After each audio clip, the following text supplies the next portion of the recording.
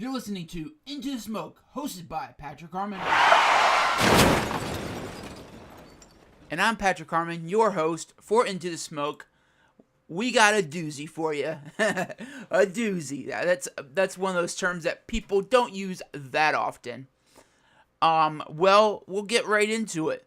I haven't done an Into the Smoke podcast since pre-Daytona 500. So we got a lot to talk about. We're going to do a little recap real quick. A lot has happened since the last podcast. Austin Dillon won the Daytona 500. He did the little Austin Dillon slide. I guess he's done that in the Xfinity races. But this is the big dogs. So we're not going to talk about it anymore. Kevin Harvick won the next three races. Atlanta, Vegas, and then Phoenix. And then Truex did his traditional win all three stages win both stages and then go on to win the race, which is the third stage ultimately.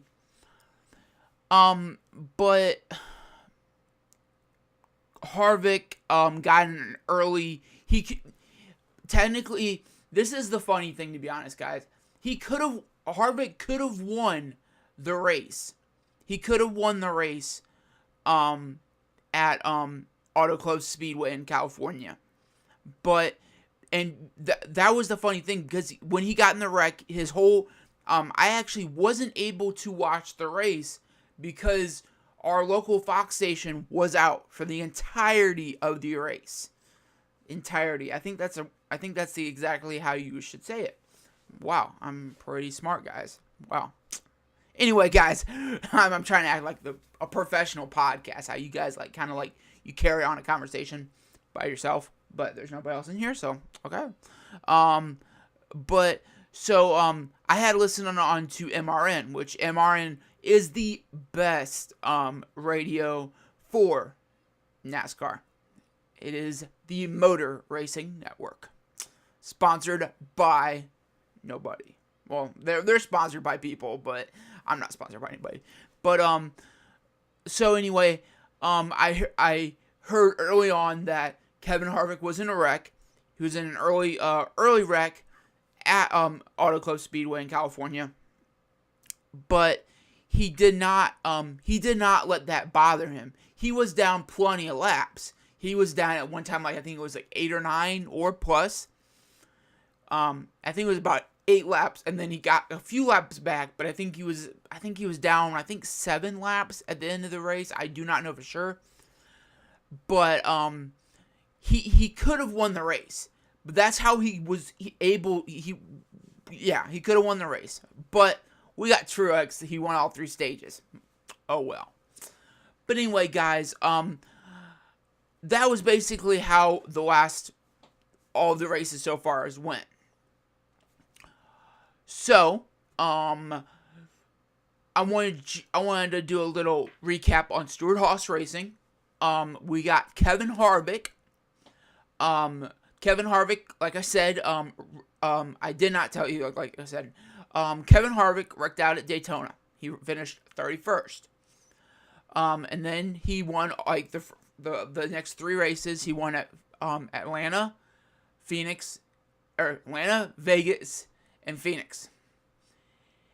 And then he got an early wreck at Auto Club Speedway in California, and then he finished 35th. Right now, he's 8th in points. Kurt Busch, he wrecked at Daytona, and I believe he was in the same wreck as Kevin Harvick. He finished 8th in Atlanta. He wrecked in Vegas and finished 35th. Finished 10th at Phoenix. Finished 14th at Auto Club, and is currently at 11th in points. Clint Bowyer is 15th. Finished 15th at Daytona. Finished 3rd at Atlanta. Finished 18th at Vegas. Finished 6th at Phoenix. And finished 11th at Auto Club, and is 9th overall in points. Eric Almirola, Almirola. Finished 11th at Daytona. Finished 13th at Atlanta. Finished 10th at Vegas. Finished 7th at Phoenix. Finished 12th at Auto Club. And finished 10th overall in points. Or so far in points. Not finished, but overall in points. Overall, I think Bowyer is most consistent. I think he's gonna overall. I think he's the most dominant in the Stewart-Hass pack so far. But I do see I do see hope in Almirola. I really do believe that Almirola is gonna have some fighting power. I just think Kevin needs to get some more consistencies. He had the wreck at Daytona, and then he had the wreck at Auto Club. He got those three right. He got those three wins, but that doesn't prove like you need to get consistency. You like just because you get wins, like that's why I don't like how and we'll get to this in a second, but that's why I don't like about other drivers, i.e. Kyle Busch, that, I win these races, I'm just a good person. It's like, you need to have consistencies.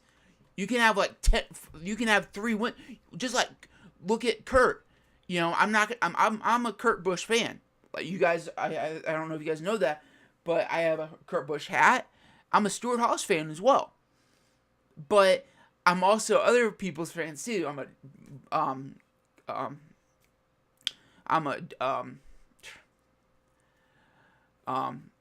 Brad Keselowski fan.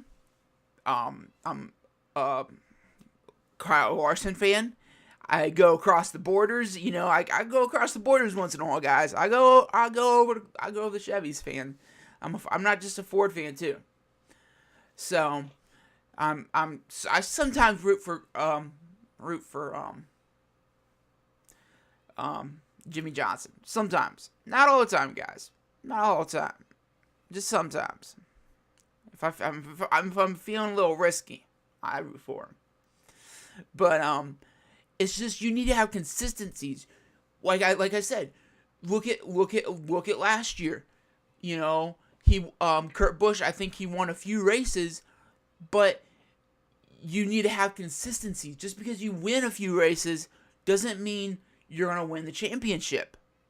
Doesn't mean you're gonna win the ultimate. Yeah, I mean the ultimate thing you're looking for all year long. So, like I said, I'm looking at Clint Bowyer. Look at that new number 14. The old Stewart. So, anyway, guys, we're gonna make a new segment called the Kyle Busch segment. Not gonna be confused with Kurt Busch. They're two different people, completely two different people. I don't even know how they came out of the same person. Sorry, I'm getting too graphic. I'm sorry, guys. But this person, and I'm gonna get a little more in depth in a second. But this person, literally, triggers 99.9%, and I'm back up 72% of NASCAR fans. He triggers 72% of NASCAR fans. And if you're not triggered, I'm not gonna make fun of you guys. If you're not triggered by Kyle Busch, it's okay. You're not part of the 72%. I should have done a more even number so I don't have to do math. But I'm not going to do math. You're not part of the 72%. It's okay. We got Kyle Busch.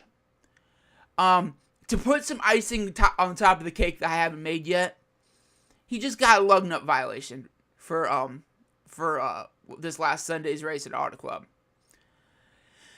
On Sunday, he took to Twitter. And this is just what this is what bakes the cake. This is just what bakes the cake of how bad he is as a driver and how bad he is as a freaking person. He took to Twitter and he just whined the entire time about in-race mistakes. About, what if the jack drops? What if they do a wedge adjustment and it doesn't work, or it plays negative to my favor? Not plays in good in my favor, but plays negative in my favor. And I'm like, jaw drop, like all the way to the magnum, whatever, to the floor. It's your freaking team. Your freaking team. It's your crew. This guy has never heard of that before. He always thinks it's like, oh, like, I don't have to worry about these people. They're just some random people we picked up on the side of the street.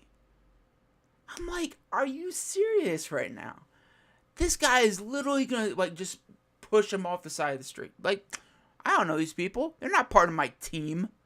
This guy has never been in a team sport ever. And he's like, that's basically what he just said on that specific tweet. Is that if the jack drops, it's not my fault. And that's exactly what he said too. If the jack drops, it's not my fault. He's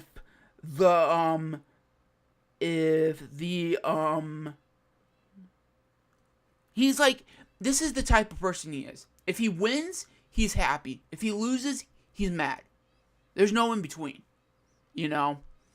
And, but what he was saying was, if the jack drops, it's not my fault. If the wedge adjustment doesn't work, it's not my fault. I didn't ask for a wedge adjustment, but if he does ask for a wedge adjustment, and it does work, it is my fault. I did ask for that wedge adjustment. If the jack doesn't drop and all the tires get on perfect, sweet, let's go and we win that race. Oh, that's totally my fault. We got all those tires on correctly. We're gonna win this race, and we won this race. Yay! That's exactly the person he is. He doesn't take fault for everything. He's not a team player. And I know, I believe Junior was on a podcast this last week. I think it was on Dirty Mo Radio, his own podcast. He's not always on it. He's sometimes not on it. But he was on it this week. He was talking about how we need drivers like this. No, we freaking don't. We don't need POS drivers like Kyle Busch. And then, and then he says, like, I'm jumping around my notes, but like, he's like, he doesn't even like stand for 2 seconds. For 2 seconds.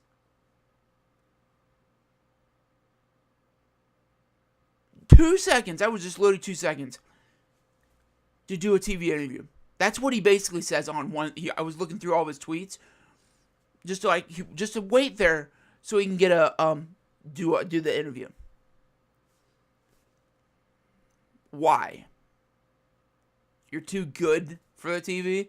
You're too good for radio. Like, just to do a quick, like, if I would ever do that, if I ever get to do like interviews, like, sir.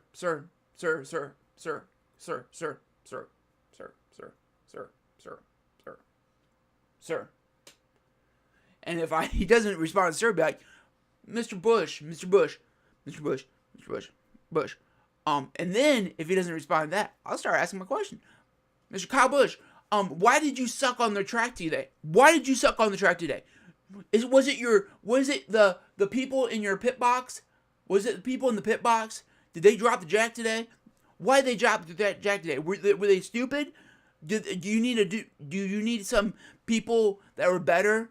Like, do we need to hire some more random people? Not because obviously they're not part of your team. That's exactly what I do.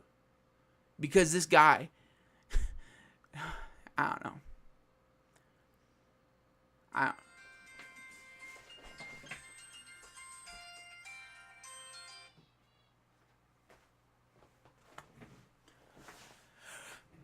Sorry, guys. I will edit that out as good as I can. Phone was not on vibrate or on silent. But anyway, guys, back to my point. Basically, Kyle Busch needs to be put in his place, actually. And that was all. But and then he even whined. He's like, if I win, do I have to say sorry because I had too good of a good car today or whatever? It's like what the heck? Oh my gosh, people. So my main objective out of this is that I'm not a hater. I'm not one of those haters out there. I'm not saying I'm a Kyle Busch hater by any means. I'm just pointing out the freaking obvious here. That like I said, he needs to be put in his place.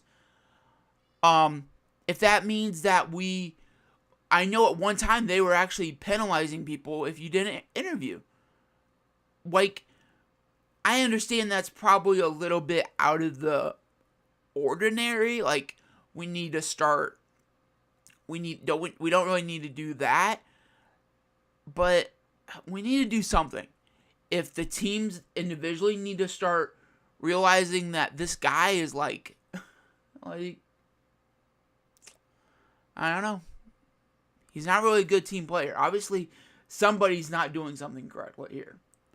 Either he's not... I don't know.